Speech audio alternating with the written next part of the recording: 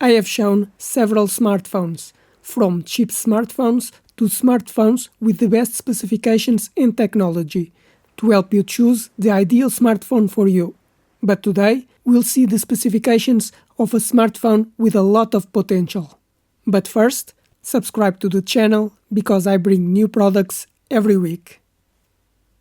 But let's see the specifications of this smartphone from Tecno.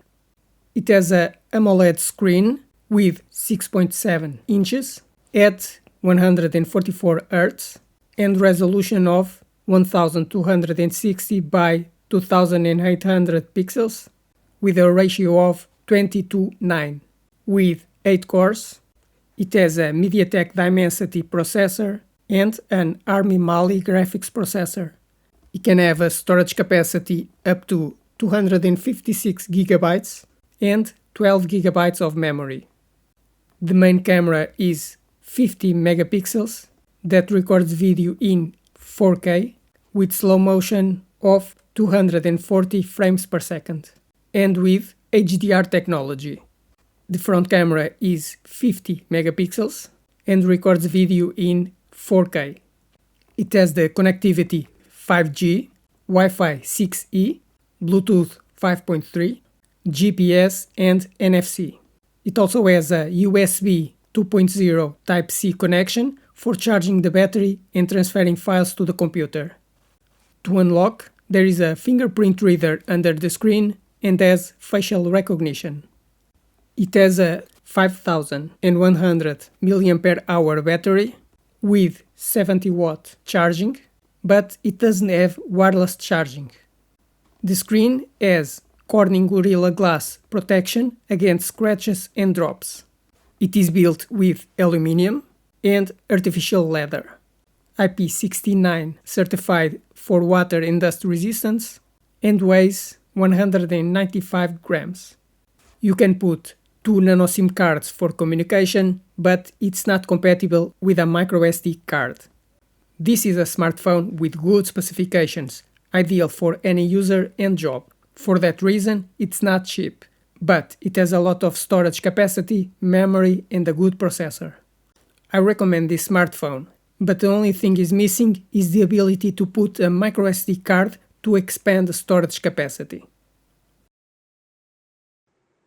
Smartphones have become the most important device in our lives, due to their versatility, convenience and communication capabilities. But with so many different smartphone models, it can be difficult to choose which smartphone you should buy, because you have to consider several features: the screen size, amount of memory, processor speed, camera resolution, connectivity, or the sensors it has. But I will explain all these features to you, so you know how to choose a new smartphone.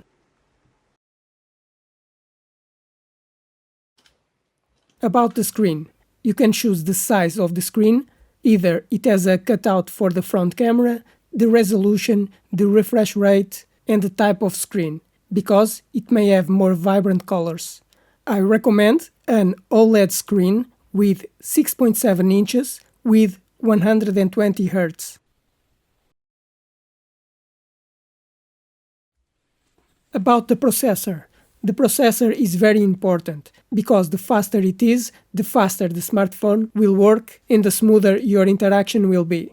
A processor can have multiple cores, speeds, and an integrated graphics processor, which is very important for gaming. I recommend that it have a MediaTek or Snapdragon processor with at least 6 cores at 2.4 GHz.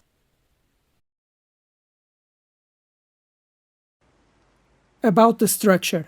A smartphone can be made with different materials: plastic, metal or glass. It can also have a coating to be more resistant to impacts or scratches. And it can be waterproof and dustproof. I recommend that it is made of aluminium for better cooling, with Gorilla Glass protection to protect the screen from scratches, and IP67 certification against dust and water. The RAM memory is the memory that all applications will be running when you use your smartphone. So, if you normally have many apps open, you have to have a lot of memory, and you can choose from 4 GB to 24 GB. I recommend that you choose with at least 8 GB, but if you play games on your smartphone, you may need more.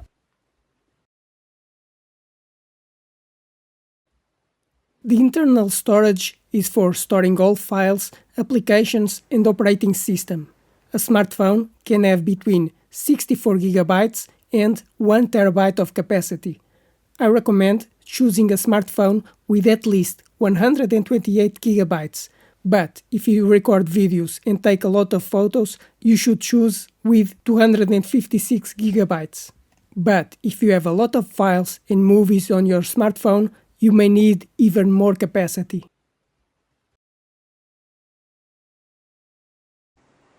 The smartphone normally has two types of cameras, the rear camera and the front camera. The rear camera is the main one, with higher quality and can have 4 different cameras. A camera can have a very large sensor for better imaging, better sensitivity at night, take photos up to 50 megapixels and record in 8K.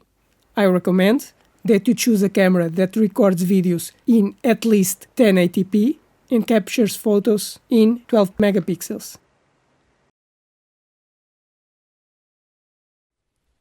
The front camera will normally be for you to make video calls, but it can take a lot or little space on the screen.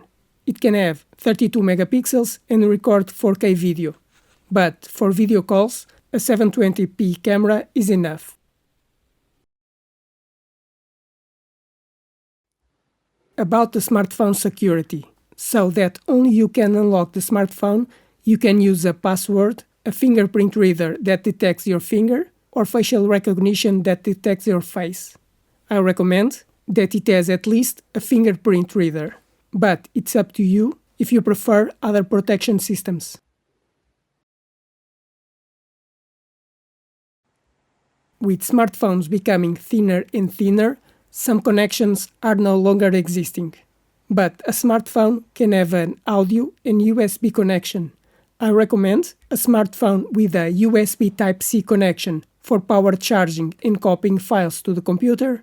But if you need to connect headphones or a wired sound system, it must also have an audio connection.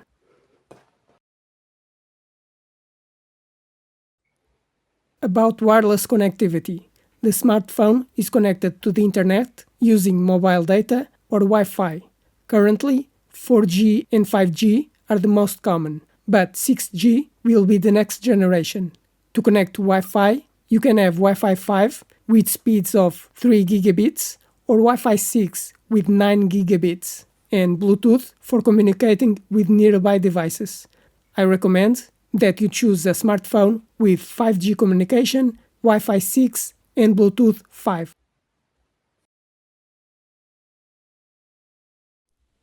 But a smartphone can also allow compatibility with other cards, because a smartphone can have 2 SIM cards for mobile communication, but you can also put a microSD card to expand the storage capacity. The smartphone has at least 1 nano SIM card, but if you need to expand the storage, you can also put a microSD card.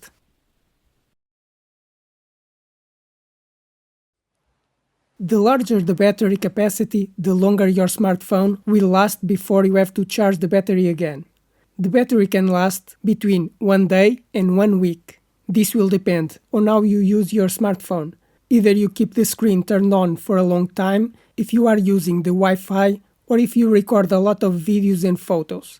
A battery typically has a capacity of between 4,000 and 6,000 mAh.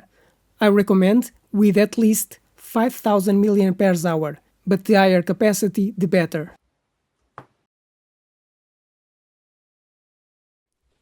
Charging the battery can be done in 2 ways, wired or wireless. Wired charging can be between 10 watts and 240 watts. The higher the power, the faster will charge, being able to charge your smartphone in 15 minutes. Wireless charging can be done between 5 watts and 50 watts. I recommend that you have at least 20 watts of charging, which will charge the smartphone in 40 minutes. On smartphones with Android systems, you should choose the last version available, because the latest version will allow you to make updates for a longer time, such as security updates, installing new features, compatibility with applications, or updating to a new version. That's why I recommend that you buy a smartphone with the latest version available of the operating system. And these are the main specifications and technology that you should take in consideration to choose the ideal smartphone for you. I hope you enjoyed this video and it helped explain the specifications of a smartphone to choose the best smartphone for you. But now, subscribe to the channel because I bring new products every week, like the video to help the channel grow, and if you have any questions, write in the comments.